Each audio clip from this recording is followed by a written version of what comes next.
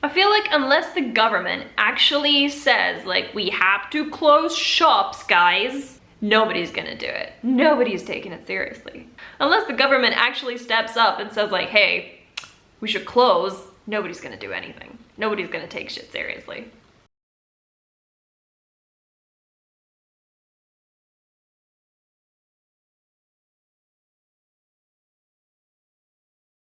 Hello everybody, so today I wanted to make a video comparing my personal experiences with COVID-19 in Daegu, Korea and Zurich, Switzerland, and how kind of people are dealing with the situation. Before we get into that though, are you new to my channel? Welcome! My name is Janice. I make videos talking about languages, language learning. I make videos talking about travel. I make videos about certain places in the world. I've made videos talking about Korea. I've made videos talking about Switzerland. If any or all of that sounds interesting to you, why not stick around? Okay, so let's get one thing straight.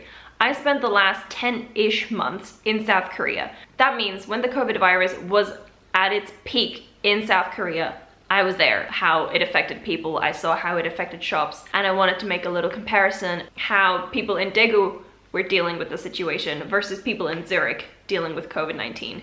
I'm going to be telling you about my personal experiences traveling from South Korea to Switzerland and reactions from both places. Before we get into any more, I wanted to tell you that if you're looking for factual information about the COVID-19 virus, this is not the video for you. I will not be going over numbers. I will not be going over stats. If you really want factual information or more information about COVID-19, I recommend going over to Dr. Mike's channel. He probably has the best information out there. He's an actual doctor who can tell you more about it. I'm just a person who wants to tell their personal experience. Today I wanted to go over 4 or 5 major differences that I've noticed in ways that people react to the COVID-19 virus in Daegu versus Zurich. Flying from Incheon to Zurich was kind of a whole little adventure on its own. Incheon Airport is South Korea's biggest and most important local airport that they have. So how did this huge, massive airport accommodate to the COVID-19 virus? First of all, Seoul Incheon Airport was absolutely deserted. I'm accounting this to 2 parts. I'm accounting this to 1 part because it was very late at night. My flight was at almost 1 a.m. But the other part was because of the coronavirus, not a lot of people were flying. A lot of my friends before me flying into Zurich were scared that I would not be let into the country, that I was going to be told that I will need to quarantine myself. They were very afraid that they would not be able to see me for 2 weeks. Before being able to get through security at Incheon Airport in Seoul, I was heat scanned whether or not I had a fever, and a person came up to me with a thermometer and asked me to split my fringe so that he could measure the temperature on my forehead. I was let through, there was no issue, despite the fact that I always get kind of nervous when those things happen, but I had been seeing it around South Korea a lot, so I was not super nervous anymore. But still, like, traveling makes you warm. But no problem, no issue, I was able to be let through. However, the person behind me was not let through due to the fact that his forehead was too warm. The security guard stopped him, said, "No, you cannot enter," and asked him to leave. I didn't see anything happening after that because it was happening behind me. With every little touch screen that you had to touch, there was at least 1 or 2 hand sanitizer bottles very close by so that you would be able to sanitize your hands immediately after having to use any sort of interface. There were also over the speakerphone, there were messages being sent. If you have any symptoms, call this number so that you'll be able to get checked. 최근 중국에서 발생한 코로나 바이러스 감염증 1호와 관련해 승객 여러분께 안내 말씀드리겠습니다.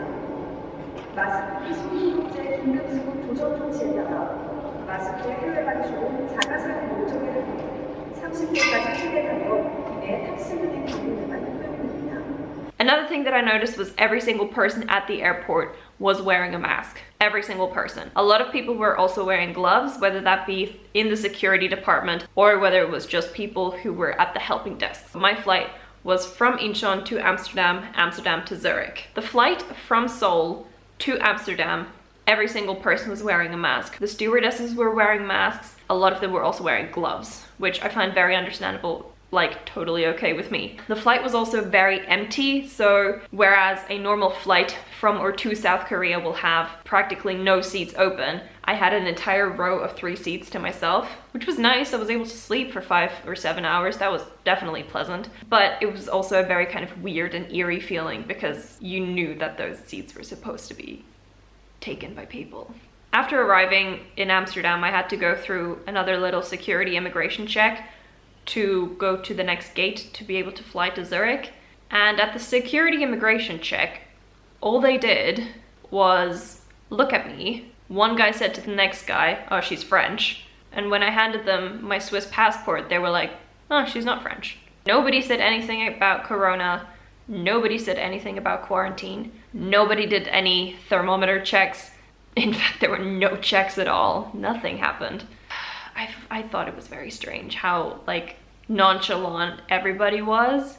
I don't remember seeing any COVID-19 prevention signs. I don't remember seeing any hand sanitizer anywhere. Just a regular old Tuesday. I started to realize after we had arrived in Amsterdam airport that nobody was wearing masks. And I felt very kind of oddly exposed because this was the first time in like 1.5 months where it was just okay to take off your mask. It felt very strange to me. I'd gotten used to, okay, let's go outside. Do you have your wallet, your keys, your mask? But now the mask part was just supposed to be like non-relevant. I felt very weird about that. I didn't feel quite comfortable. I was wearing a mask. Other passengers from the same flight as mine were still wearing masks. 2 of those passengers were at the same gate, waiting for the same flight as me, Amsterdam to Zurich. When other Westerners joined a little later on, because we were 2 hours early, the Westerners looked at me wearing a mask and kind of like grinned to themselves, like, look at this idiot wearing a mask. But then when they saw the Koreans wearing masks, they took a step back and they would avoid sitting anywhere close to them. I got very angry. I got very upset, if I'm honest with you. I got very angry. I was like, so when I wear it, it's fine and it's something to laugh at. Look at this silly person like wearing a mask, but as soon as they're Asian and wearing a mask, you're scared.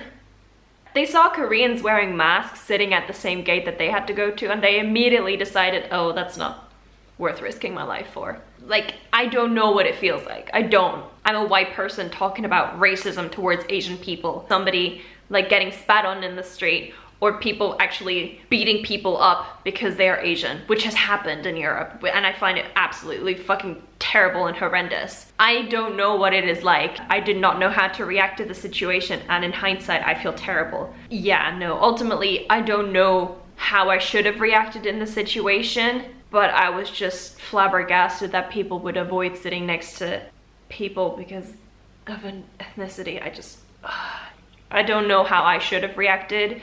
From Incheon to Amsterdam, everybody was wearing masks. Stewardesses, passengers, everybody. Amsterdam to Zurich, not a single person was wearing a mask. A couple of rows down, people were coughing, and I couldn't see whether or not they were coughing into their elbows. I don't know. So I decided I'm not gonna risk that, and I put on my mask. And a lot of people kind of just looked at me like I was a fucking weirdo for wearing a mask. After arriving at Zurich airport, I was very surprised with how nothing there is of COVID-19. I saw one little station of 2 posters, hand sanitizer in the middle, and a little standee poster of saying like, here's how you can prevent COVID-19 from getting into your body. That's it. 1 hand sanitizer station for the entire airport. South Korea had hand sanitizer stations every few meters. Switzerland, a much richer country, barely scraped together enough for 1 station. My friends were afraid that I was not going to be let into the country because I had spent so much time in South Korea. Nobody asked for that information. They just passed me through as if I had flown, I don't know, from England. Which technically, yes, I flew from Amsterdam to Zurich. However, like, they can see on their little machines that it was a longer flight. I'm just so confused. No thermometer checks, no background checks of where were you in the past 10 months, no quarantine, no word of COVID-19 apart from 2 posters, and just a general nonchalant kind of attitude towards everything. I was very surprised. Differences in stores were also quite grave from what I saw. In Daegu, every single store had hand sanitizer. Every single restaurant had hand sanitizer. There were signs outside of the restaurant saying, hey, because of COVID-19, people are wearing masks inside. If you want to go inside of the restaurant, you have to wear a mask also. You will be denied service if you don't wear a mask. In Switzerland, everything was open, everything. Very small private-owned shops, like very small ones, those were closed as far as I could tell, but everything was open. The rest, everything completely open. I felt like nobody was taking it seriously in Switzerland at all. One very big, massive difference that I saw of how people reacted in Zurich versus people in Daegu is that people in Zurich started to massively purchase things. Toilet paper was sold out, soap was sold out. The last 2 times I went into a supermarket to buy fruit, there was none left. No fruit, no vegetables, everything that was fresh is gone. A lot of the frozen fruit and vegetables were gone too. A lot of meat was gone, a lot of, just pretty much they ransacked every single thing that they could find.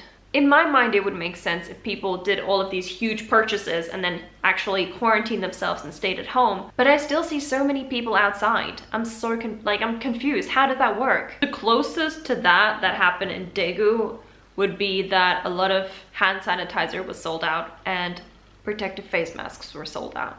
That's pretty much the only things that were sold out. Hand sanitizer and face masks. That's the only thing that was sold out in Daegu, as far as I could tell. I saw people in Switzerland just coughing into the air and then spitting on the ground.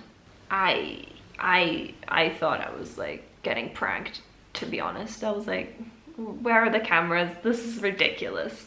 In Seoul, the capital of South Korea, there are a lot of chain coffee shops. Daegu, on the other hand, is a lot more known for privately owned coffee shops. During the COVID-19 outbreak, most of them closed.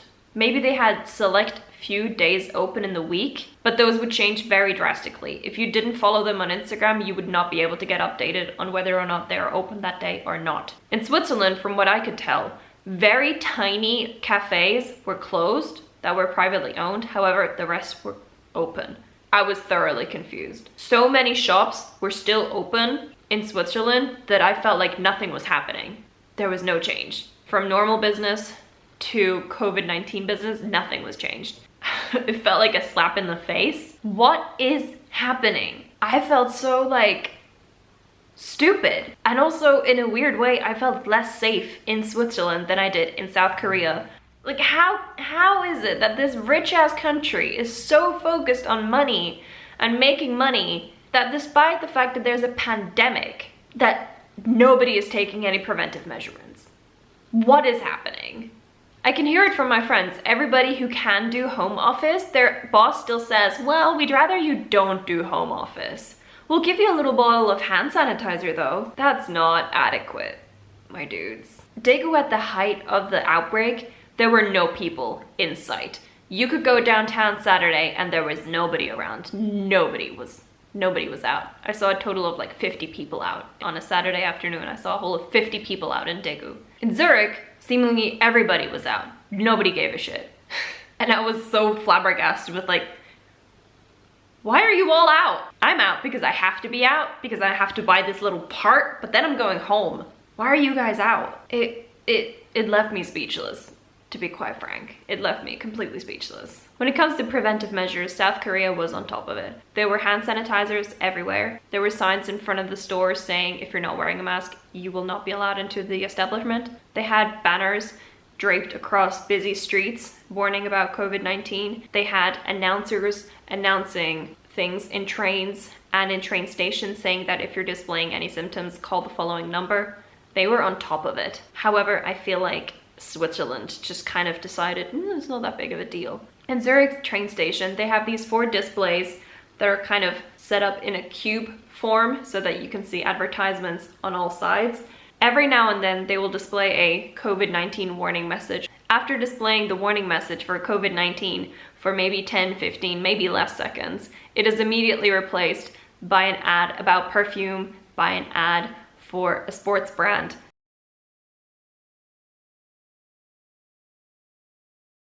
Where are you staying and how are people reacting to COVID-19 in your area? Let me know down in the comments. I want to know what's going on in the world. As I said in my previous COVID-19 video, I don't have as many friends as I do subscribers, especially not from places as far and evenly spread. So let me know what it's like in your country. So this is the end of the video. I hope you enjoyed it. If you did, you can stick around till when I make a new one. I hope you drink lots of water, get lots of sleep, and this is the end. Bye bye. I hope we can see each other in a more happier video.